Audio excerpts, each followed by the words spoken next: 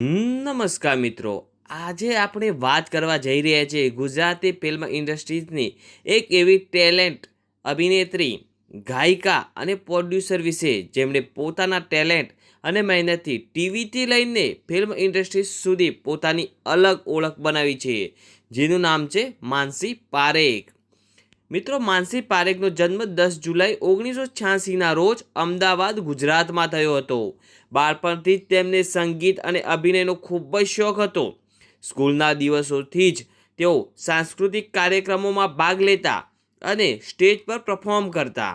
આ શોખ જ આગળ જઈને તેમના કરિયરનું સૌથી મોટું બળ બન્યો. માનસીએ પોતાના કરિયરની શરૂઆત ટેલિવિઝનથી કરી હતી. શરૂઆતના દિવસોમાં તેમણે ઘણા ટેલિવિઝન શોમાં નાના મોટા રોલ કર્યા, પરંતુ સાચી ઓળખ તેમને લોકપ્રિય ટીવી શો ઇન્ડિયા કોલિંગ અને ત્યારબાદ સિરિયલથી તેમને અભિનય શૈલી અને સ્માઇલથી તેઓ ઝડપથી દર્શકોના દિલમાં વસ્યા. પરંતુ માનસી માત્ર અભિનેત્રી જ નહીં, એક ખૂબ જ સારી સિંગર પણ છે. તેઓએ ઘણી મ્યુઝિકલ પરફોર્મન્સ આપી છે અને પોતાના ગીતોથી પણ લોકોનું દિલ જીત્યું છે. સંગીત અને અભિનય બંને ક્ષેત્રમાં તેઓએ પોતાની અલગ ઓળખ ઊભી કરી. તેમના જીવનમાં એક ખાસ વળાંક આવ્યો જ્યારે તેમણે ગુજરાતી ફિલ્મ ઇન્ડસ્ટ્રીઝમાં એન્ટ્રી લીધી. ગુજરાતી સિનેમાને નવી ઓળખ આપનાર ફિલ્મોમાં માનસી પારેખે મહત્વપૂર્ણ યોગદાન આપ્યું. ખાસ કરીને ફિલ્મ કચ્છ એક્સપ્રેસ દ્વારા તેમણે એક પ્રોડ્યુસર તરીકે પણ પોતાનું ટેલેન્ટ સાબિત કર્યું.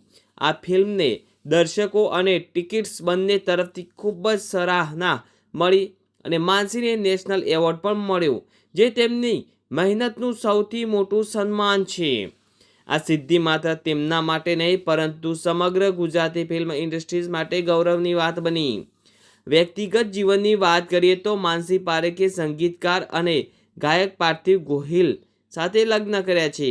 આ જોડી ગુજરાતી મ્યુઝિકલ અને ફિલ્મ ઇન્ડસ્ટ્રીની સૌથી લોકપ્રિય અને પ્રેરણાદાયક જોડી માનવામાં આવે છે. બંને એકબીજાના કરિયરમાં મજબૂત સપોર્ટ સિસ્ટમ છે. માનસી પારેખની સફળ આપણને એક મોટો પાઠ શીખવે છે. જો તમને તમારા સપનાઓ પર વિશ્વાસ હોય અને તમે સતત મહેનત કરો તો સફળતા ચોક્કસ મળે છે. ટીવીથી લઈને નેશનલ એવોર્ડ સુધીનો તેમનો સફર ખરેખર પ્રેરણાદાયક છે.